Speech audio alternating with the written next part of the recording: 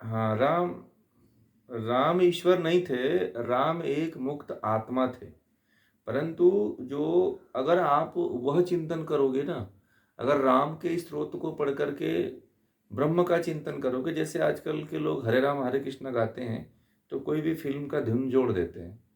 तो वो राम, राम गाते तो हैं परंतु वो फ़िल्म का धुन ही चलती रहती है, ठीक है? तो इसलिए जो है आप कहीं अपना लक्ष्य तो भेद रहे हैं परंतु कहीं लक्ष्य हमारा दूसरी तरफ तो नहीं जा रहा है। तो जब हमें ये पता चल गया कि शुद्ध ब्रह्म है तस्य वाचकः प्रणवः, उसका निज नाम ओम है, तो क्यों ना हम उस ब्रह्म की पूजा करें। ठीक है, चलिए आप उसको भी साइड में रखिए, परंतु हमें शुद्ध ब्रह्म को के नाम को, गुण कर्म स्वभाव को नहीं छोड़ना चाहिए। मैं आपको कहूँगा, एक बात ध्यान रहे।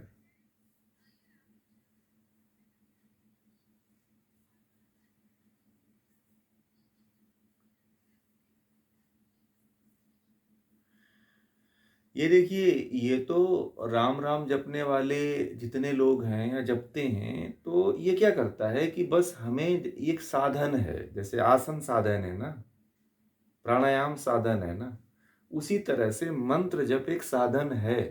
कहाँ तक ले जाने में? उस ब्रह्म को समझने में, उस ब्रह्म की अनुभूति करने में। यह कोई परमानेंट सॉल्यूशन नहीं है। यह मैंने कहा ना कि ये सब छूट जाता है।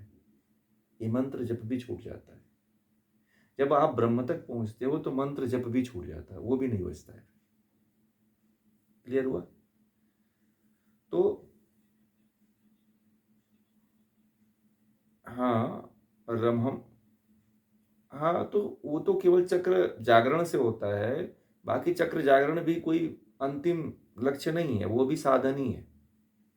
तो हमें जब ये पता चल गया कि सबसे प्रमुख मंत्र जो है ओम है, तो हमें सब कुछ छोड़ करके ओम की तरफ ही लग जाना चाहिए। गायत्री मंत्र की तरफ ही लग जाना चाहिए। बात समझ में आ गई?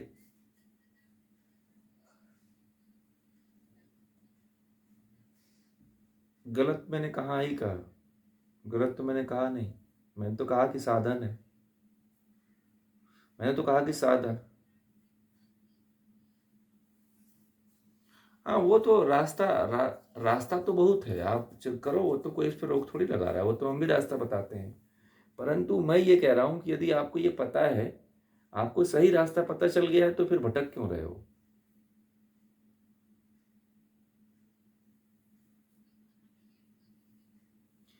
आप सबसे ज्यादा इसको करो, ठीक है, उसके बाद समय मिलता है तो उसको करो। समझ में आ रही है?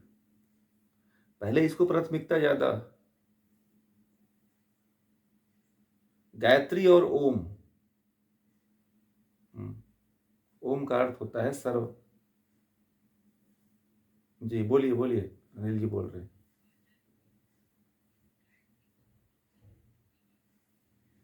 गायत्री मंत्र जो है, अगर आप सिंपल तरीके से देखा जाए, 24 बार इसका जप करना चाहिए मिनिमम। 24 बार। नहीं, संध्या के समय में करिए तो ज़्यादा अच्छा है। परंतु अगर आप साधना कर रहे हो, 24 घंटा वाली साधना कर रहे हो, तो आप मंत्र जपते रहो, हमेशा जपते रहो। कहते हैं कि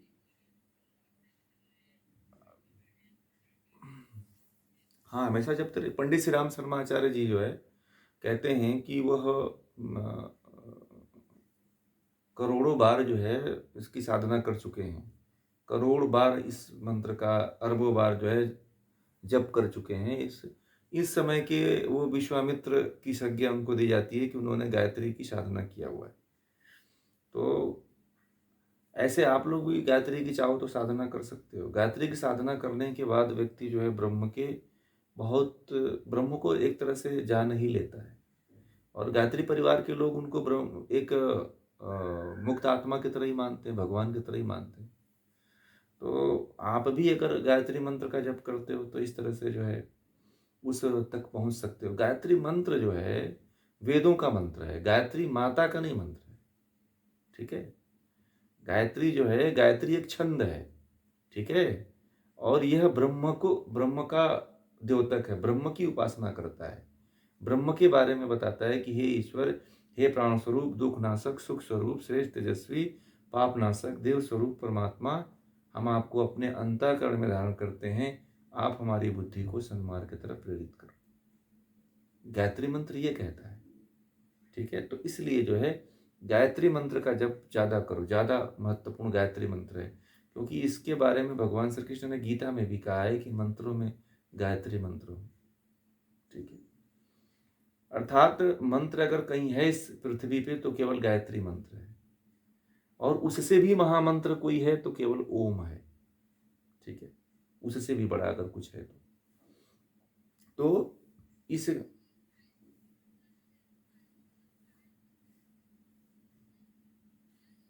नहीं कर सकते हैं, हाँ कर सकते, हाँ कर सकते। तो ओम का जितना कर सकते हैं उतना करिए, 24 घंटा करिए, कोई फर्क नहीं पड़ता है, कभी भी करिए। परंतु जो भी मंत्र जप रहे हैं उसके अर्थ का चिंतन होना चाहिए। बिना अर्थ के चिंतन का कोई भी मंत्र बोलने से पंडित जी की तरह नहीं होता है। ओम का अर्थ होता है सर्वरक्षक,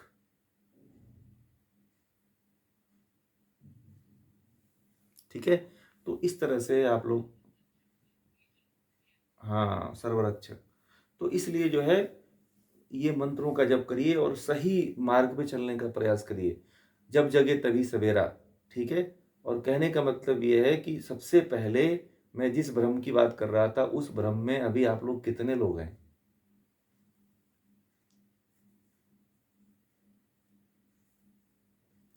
अभी ये फर्क तो पड़ गया कि नहीं पड़ गया? आप तो जानने लगे हैं ना कि भगवान कौन है, ईश्वर कौन है, प्रकृति है, देवता कौन है। आप लोग इस चीज को नहीं,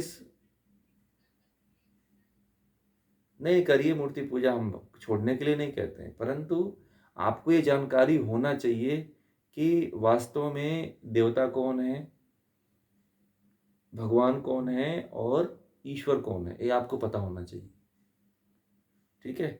और ये भी पता होना चाहिए कि हमको किन की साधना करने से, किन का ज्ञान लेने से हमें मुक्ति मिलेगी, आपको ये भी पता होना चाहिए, ठीक है।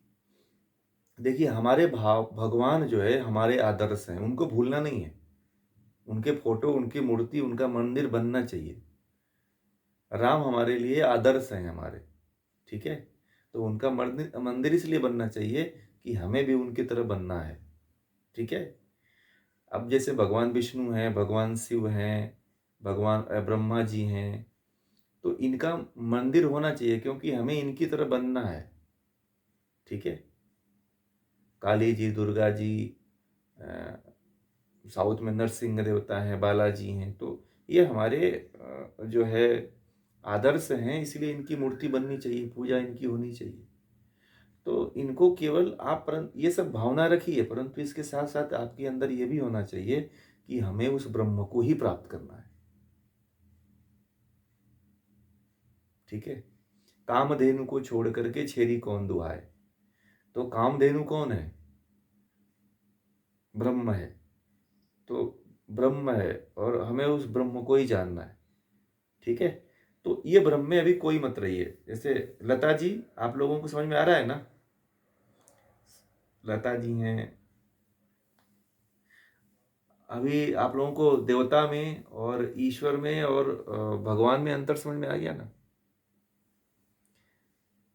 हाँ, अभी आप लोग मूर्ति पूजा करते हो तो करते रहना, परंतु आप ये जान लेना कि हमें मुक्ति देने वाला केवल कौन है? ईश्वर है, ठीक है। ये बात को आप लोग कंफर्म करके और पूरा क्लियर हो जाना इसके लिए, क्योंकि ये मैं अपनी बात नहीं कर रहा हूँ, ये वेद कहता है, गीता कहती है, दर्शन कहता है, उपनिषद कहता है, ठीक है। आप मूर्ति पूजा करो, मूर्ति मंदिर में जाओ, जो भी करना है करो, क्योंकि लोग पूजा तो अपने माँ बाप की भी करते हैं, जो अच्छा व्यक्ति होता है उसका भी मान सम्मान करते हैं, है कि नहीं? कोई विद्वान व्यक्ति है तो उसका भी आप लोग सम्मान करते हो, तो भगवान का करने में क्या है, करो। परंतु हमें मुक्ति प्राप्त करने के लिए किसके पास जाना पड़ेगा? ईश्वर के, ब्रह्म के पास जाना पड़ेगा। तो इसलिए इसका आप लोग ध्यान रखिएगा, ठीक है? क्योंकि अगर इसका आप लोग ध्यान नहीं रखेंगे तो आप कितनी लंबी यात्रा करते चले जाएंगे आपको पता भी नहीं चलेगा। फिर आपकी यात्रा विफल हो जाएगी ना। फिर होगी कि नहीं होगी? राधा जी, राधा जी हैं कि चली गई? अच्छा, जुड़ी, शायद जुड़ी थी, शायद चली गई। तो ये बात आप लोगों को समझना चाहिए कि इसको आप लोग यदि समझ लेते हैं ना तो फिर आपका जीवन सफल हो जाएगा। क्योंकि जो शास्त्र कहते हैं, जो वेद कहते हैं, वो बात आप लोगों को कंफर्म हो जाएगी, ठीक है? एक व्यक्ति हैं, पता है, अभी कुछ दिन पहले वो मुझको फ़ोन किए थे। अभी मैं महोत्सव से आया हूँ तो उसके बाद उनका कॉल आया था मेरे ऊपर। तो कहीं से आप लोगों में कोई व्यक्ति भेजा होगा कोई वीडियो, तो उसने उस वीडियो को कहीं से सुना होगा और मुझे भेजे वीडियो पे व्हाट्सएप किए कि मैं आपसे बात करूँगा। तो उनका जीवन जो है, ठीक है, एक मंदिर में मंदिर की सफाई करते हुए बीत गया। वो सुबह सुबह उनका एक ही काम है, मंदिर को पानी से धोना, पोछा लगाना और मंदिर में अपने समय मतलब सेवा करना। और पता है वो कौन थे? वह पीसीएस अधिकारी रहे हैं सचिवालय में, ठीक है? और उन्होंने अपनी नौकरी को पूरा करके, अपने परिवार की जिम्मेदारियों को पूरा करके और घर से निकल गए थे। और उनको उस मंदिर में साफ सफाई करते हुए 20 साल बीत गए।